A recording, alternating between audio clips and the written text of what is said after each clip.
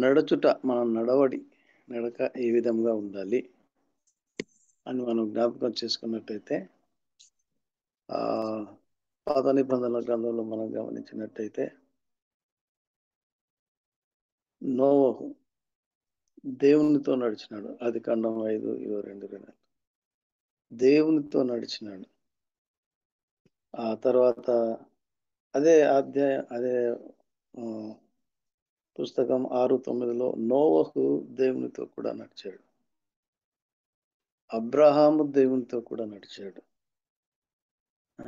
నోవహు విషయం హనోకు విషయంలో ఏ విధంగా అంటే అతడు ఎంతగా దేవునితో నడిచాడంటే ఇంకా అతడు మరణం చూడకుండానే దేవుడు అతన్ని తీసుకుని వెళ్ళాడు. అంటే ఆ విధముగా దేవునితో నడచడం అంటే దేవుని యొక్క స్వభావం మనం కలిగి ఉంటేనే కానీ దేవునితో నడవం. ఆ విధమైన జీవితం జీవించాలని దేవుడు మన నుంచి ఆశిస్తున్నాడు. అయితే కొత్త నిబంధన గ్రంథంలో మనం చూసినట్టయితే గలతీయులకు రాసిన పత్రికలో 5:16లో ఏం చూస్తున్నట్టే ఆత్మానుసారముగా నడుచుడి. ఆత్మ శరీరమునకు విరుద్ధంగాను, శరీరం ఆత్మకు విరుద్ధంగాను నడుస్తుంది. కాబట్టి మీరు ఆత్మానుసారంగా నడుచుడి అంటే ఆత్మానుసారంగా నడుచుడి అన్నప్పుడు మనం ఆత్మ ఫలం అనుభవిస్తుంటేనే కానీ ఆ ఆత్మానుసారమైన జీవితం మనం జీవించలేం. ఆత్మ ఫలం అంటే అది ప్రేమ, సంతోషం, సమాధానం, దీర్ఘ అది క్రీస్తు స్వభావం, ప్రభు యొక్క స్వభావం. ప్రభు స్వభావం మనం కలిగి ఉన్నప్పుడు మాత్రమే ఆత్మానుసారంగా మనం జీవిస్తూ ఆత్మ ఫలాలు ఫలించే వారంగా మనం ఉంటామనే వాక్య భాగంలో మనం గమనిస్తున్నాం. ఆ ఆత్మతో సత్యంతోనూ మనం నడుచున్నప్పుడు సరైన విధంగా క్రమముగా దేవునికి అంగీకార యోగ్యంగా మనం జీవించడానికి ఆస్కారం ఉంటుంది. వ్యర్థముగా అంటే వృథాతిశయం లేకుండా దేని గురించి కూడా మనం అనవసరమైన వాటి యందు లక్ష్యం ఉంచి సత్యమునకు దూరముగా అంటే ఆత్మ నడిపింపుకు విరుద్ధముగా మనం నడిచినట్టయితే అది ఆ దేవుని దృష్టికి అప్రియమైనదిగా ఉంటుంది. కాబట్టి మన శరీరాన్ని నలగగొట్టుకుంటూ శరీరానికి లేకుంటే ఎటువంటి వివాదానికి మనం తావిచ్చే వారంగా ఉండకుండా కేవలం ఆత్మ అధీనంలో, పరిశుద్ధాత్మని అధీనంలో మనం సమర్పించుకున్నప్పుడు ఆయన మనకు ఏ విధంగా నడుచుకోవాలనో, ఆత్మ పూర్ణులముగా ఏ విధంగా ఉండవాలనో, శారీరక క్రియలను త్యజించడానికి తగిన సామర్థ్యాన్ని దేవుడు మనకు అనుగ్రహిస్తాడు. కాబట్టి మనం ఆత్మానుసారంగా ఆత్మ అధీనంలో సంపూర్ణమైన విధేయత కలిగినప్పుడు శరీర సంబంధమైన, ప్రకృతి సంబంధమైన వాటికి అన్నిటినీ విసర్జించుకొని వివాదరహితంగా మనం జీవించడానికి ఆస్కారం ఉంటుంది. మన ఆత్మ పూర్ణముగా నిలబడినప్పుడు, ఆత్మచేత అభిషేకించబడినప్పుడు ఆత్మానుసారంగా దేవునికి ఇష్టమైన వారంగా అంటే దేవుడే ఆత్మ. ఆ ఆత్మ, ఆ పరిశుద్ధాత్మ మనల్ని ఆవరించినప్పుడు మనం పరిశుద్ధాత్మ చిత్తానికి సంపూర్ణంగా లోబడినప్పుడు ఆత్మ ఫలాలు మనలో పుడతాయి. ఆ ఆత్మ ఫలం పరిశుద్ధ దేవుని యొక్క స్వభావం మనం కలిగిన వారంగా ఉన్నప్పుడు ఆ ఫలాలను ఇతరులు ఆస్వాదించే విధంగా మన జీవితాలు కట్టబడి ఉండడం ఎంతో ఆశీర్వాదకరం. దేవుడు ఆ విధంగా మనం ఉండాలని ఆశిస్తున్నాడు. తర్వాత దేవుడు మనం పిలిచిన పిలుపునకు విధేయులముగా ఆ పిలుపునకు తగినట్టుగా మనం నడవాలి. ఆత్మానుసారంగా నడవాలి. తర్వాత పిలుపునకు తగినట్టుగా మనము నడవాలి. మనకు చీకటి నుండి ఆశ్చర్యకరమైన తన వెలుగులోనికి మనం పిలిచిన వారి ఆశను ప్రచురం చేయవారంగా మనం ఉండాలి. ఆ! అలాని పిలిచింది అంధకారంలో నుండి, చీకటిలో నుంచి వెలుగులోనికి మమ్మల్ని పిలిచినాడు.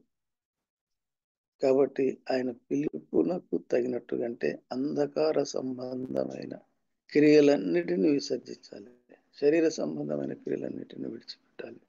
సాతాను సంబంధమైన వాటన్నిటిని విడిచిపెట్టాలి. ఆయన పిలుపునకు తగినట్టుగా అంటే ఏ ఏ పిలుపు చేత దేవుడు మనల్ని పిలిచినాడో ఆ పిలుపునకు పరిశుద్ధమైన మనస్సుతో కలిగి ఉండండి. హ్మ్. ఆయన చీకటిలో నుండి మమ్మల్ని పిలిచినాడు. తన ఆశ్చర్యకరమైన వెలుగులోనికి మమ్మల్ని పిలిచినాడు కాబట్టి వెలుగు సంబంధముగా ఈ లోకంలో మనం జీవించాలి.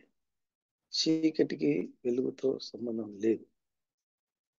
యేసు ప్రభు వెలుగై ఉన్నాడు కాబట్టి ఆయన్ని ఆశ్రయించిన వారు, ఆయన యందు విధేయులు కలిగిన వారు, ఆయన యందు విశ్వాసం ఉంచిన వారు కూడా వెలుగు సంబంధులుగా చీకటి నుండి దూరమై వెలుగును సంతరించుకొని వెలుగును ప్రతిబింబించే వారంగా ఉండాలని దేవుడు మనల్ని కోరుతున్నాడు. కాబట్టి వెలుగు సంబంధములుగా ఆయన పిలుపునకు తగినట్టుగా మనము జీవించాలి. నడుచుకుంటూ to walk worthily, walking worthy of calling. తర్వాత మనం గమనించినట్టయితే పరిశుద్ధులుగా ఉన్నట్టు మొదటి పేతురు 1:16 రాస్తాడు. పరిశుద్ధులుగా ఉంటూ పవిత్రతకు అపరిశుద్ధతకు చోటు లేదు. నేను పరిశుద్ధుడనై ఉన్నాను కాబట్టి మీరును పరిశుద్ధులయ్యుండుడి. సమస్త ప్రవర్తన యందు మీరు పరిశుద్ధులయ్యుండుడి. పరిశుద్ధులుగా ఉన్నట్టుకు మనం పిలువబడిన వారు. We are called to be holy. కాబట్టి మన నడక ఏ విధంగా ఉండాలంటే మన దేవుని పిలుపునకు తగినట్టుగా ఉండాలి. తరువాత మనం గమనించినట్టయితే శ్రమ పడుటకు మనం పిలువబడినాం. అది మొదటి పేతురులో 2 అధ్యాయంలో మనం గమనిస్తే 2:20 అనుకున్నానంటే శ్రమ పడుటకు మనము పిలువబడినాం. ఆయన శ్రమ పడినాడు. ఆయన ఎందుకు శ్రమ పడినాడు? లోక పాపాలన్నిటిని ఆయన మీద మోసుకొని శ్రమ పడినాడు. ఆ శ్రమపడి ఏం చేశాడు? ఇతరులకు విమోచన అనుగ్రహించాడు. వారు శ్రమ పడకూడదు, వారు ఇబ్బందులు పడకూడదు అని ఆయన మన కొరకు శ్రమ పడినాడు. కాబట్టి ఆ శ్రమ కూడా మనం పిలువబడినాం. ఆ శ్రమను అనుభవించడానికి, ఆ శ్రమను పొందడానికి, ఆ శ్రమలో ఆనందపడడానికి మనం పిలువబడినాం. అంటే క్రీస్తు కొరకు శ్రమ పడడానికి మనం పిలువబడినాం. మన జీవితం ఇతరులకు మేలు కలిగి ఉన్నట్టు ఎటువంటి కష్టాలు, ఇబ్బందులు, సమస్యలు ఇప్పుడు ప్రస్తుత పరిస్థితులు మనం గమనించినట్టయితే నిష్కారణముగా క్రైస్తవులపై దాడులు, మృగాలు దహించడం, మందిరాలు దహించడం, శ్రమ పెట్టడం, తర్వాత చెరసాలలో వేయడం, అనేక విధాలుగా మన అపోస్తలుల్లో కూడా చూసినట్టయితే అపోస్తలుడైన పౌలును కానీ, పేతురును కానీ, ఇక అనేక మంది స్టెఫెన్ విషయంలో కూడా శ్రమ పడటం. ఏం చేసిన శ్రమ? వాళ్ళు ఏం చేయలేదు. వాళ్ళు మంచిది ప్రబోధించినప్పుడు, మంచి విషయాలు తెలియజేసినప్పుడు, ఆత్మ సంబంధమైన వాటిని తెలియజేసినప్పుడు, రాబో ఉగ్రతను గురించి దాన్ని తప్పించుకోవడానికి నిత్య జీవాన్ని మార్గాన్ని వారు తెలియజేస్తే వారికి శ్రమ.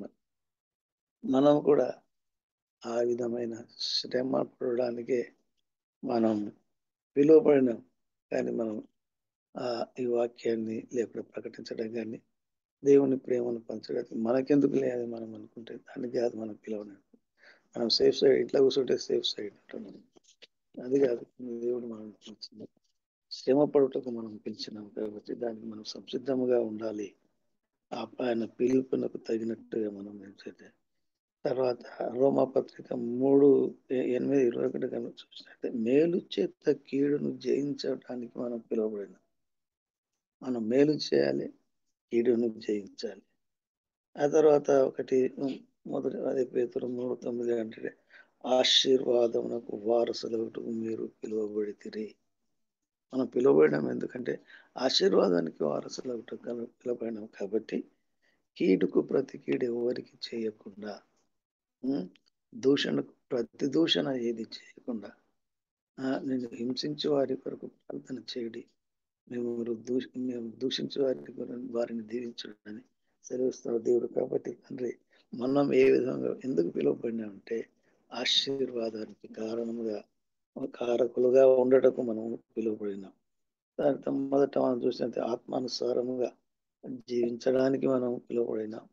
తర్వాత ఆ ఆయన పిలుపునకు తగినట్టుగా మనం జీవించడానికి మనం నడుచుకోవడానికి మనం పిలువబడినాం. ఇంకా గమనించినట్టయితే ఎఫెసీ 5 మనం చూసినట్టే దేవుని పోలిక చొప్పున నడవడానికి. దేవుని ఎవరు చూశారు? దేవుని పోలికని ఎవరు చూశారు? ఎవరు చూశారు దేవుని పోలిక చొప్పున నడవాలంటే యేసు క్రీస్తు ఆయన దృశ్య స్వరూపి అంటే దేవుని యొక్క స్వభావం కలిగిన వాడుగా, దేవుని యొక్క తేజస్సు మహిమను కలిగిన వాడుగా ఈ లోకంలో వివరించాడు. కాబట్టి దేవుని పోలిక అంటే యేసు పోలికనే. యేసు ప్రభు ఏ విధంగా జీవించాడు, యేసు ప్రభు యొక్క జీవితం, యేసు ప్రభు యొక్క నడవడి ఏ విధంగా ఉన్నదో దాన్ని ఆ విధంగా మనం నడవడానికి ఆయనను గురిగా చేసుకొని ఆయన మాటలలో, చూపులలో, తలంపులలో, ఊహలలో, క్రియల్లో దేనిలో దోషం మనం బయటికి దోషం లేకుండా మనం కనబడవచ్చు. కానీ మన ఆలోచనలు, మన ఉద్దేశాలు, మన తలంపులు ఎక్కడెక్కడ అవుతాయి, ఎక్కడెక్కడ అవుతాయి మన ఆలోచనలు. వాటి యందు నియంత్రణ మనకున్నదా? వాటి యందు మనం నియంత్రించుకుంటున్నాము. ఎట్లా ఎట్లా నియంత్రించుకుంటాం మనం అంటే మన సొంత జ్ఞానం చేత మన భక్తి చేత దాన్ని అలవర్చుకోలేము. కానీ సంపూర్ణమైన సమర్పణ చేత ఆయన పోలిక, ఆయన చిత్త ప్రకారం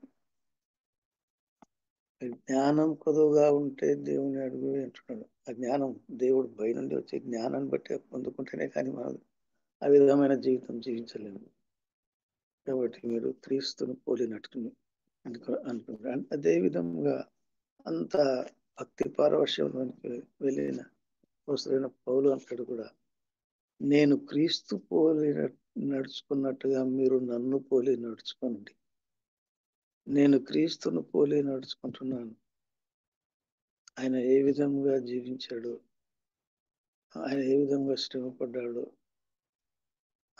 ఆయన ఆయనను పోలిన జీవితం నేను అలవర్చుకున్నాను, నేను నడుస్తున్నాను. కాబట్టి మీరు నన్ను పోలి నడుచుకోండి. ఆ మాట మనం ఎవరైనా చెప్పగలరా?